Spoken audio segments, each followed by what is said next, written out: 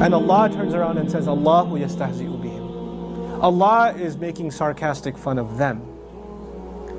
How is Allah making fun of them? This is actually a very important literary feature of the Quran. There are sometimes words that are used that you don't even think they're appropriate for God. Like for example, وَمَكَرُوا. They made schemes. وَمَكَرَ اللَّهِ. And Allah made a scheme. And you're like, wait, that doesn't sound right for Allah. Or here, إِنَّمَا نَحْنُ مُسْتَهْزِئُونَ. We're making sarcastic jokes. Allah says, Allahu yastahzi'u bihim. It is in fact Allah who is making a sarcastic joke towards them. You need to understand, this is the problem of translating things literally and not understanding that this is a language from 1400 years ago. It has principles. What happens is the same verb is used. They used istihza, Allah used istihza. They used makar, Allah used makar. إِنَّهُمْ يَكِيدُونَ كَيْدًا وَأَكِيد. Same verb is used, yeah? What that does is, I am responding in kind. What is called in English to respond in kind. I am giving them what they deserve exactly according to what they've done. So when Allah says Allah is poking fun of them, the question arises, what could that mean? How would Allah poke fun at anybody? Then Allah Himself explains what that means. Their idea of making fun of the believers was to manipulate them. Allah's teaching of Him making fun of them, He explains Himself. This is the ataf bayan. وَيَمُدُّهُمْ فِي طُغْيَانِهِمْ يَعْمَهُونَ. He extends them, lost in their rebellion, and they're completely blind of judgment.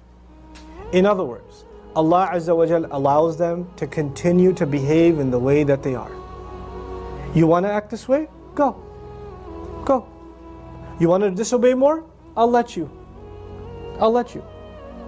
Allah Azza wa Jal does not stop them. He doesn't put a barricade in front of them. He doesn't punish them right away. He says, you'd like to disobey me some more. You know what? Why don't you go ahead? You know, it's kind of, I'll tell you what a teacher might do in a class. A teacher notices that a student is misbehaving.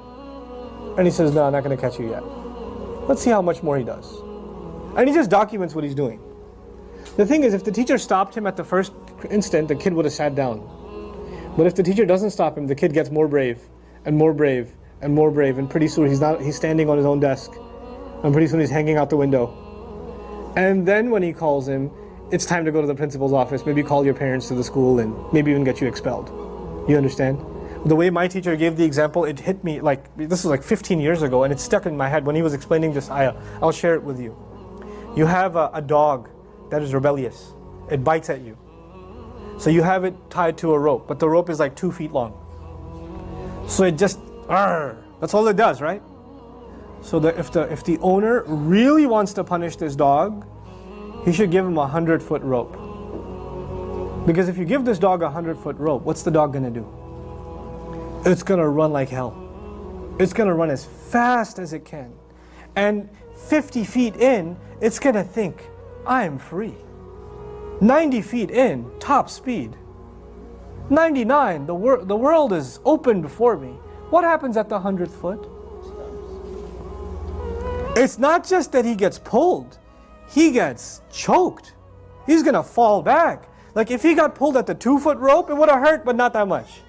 But if he gets pulled at the 100-foot rope, that could kill him, you understand? So it's actually, the joke's on the dog when you extend the rope. Allah Azza wa Jalla says, these people want to act this way. My ultimate joke on them is that I'll let them think that they have the upper hand. I'll let them think that they're getting away with it. We'll see how funny this is. Subhanallah. That's Allah's reaction to, the munafiqun.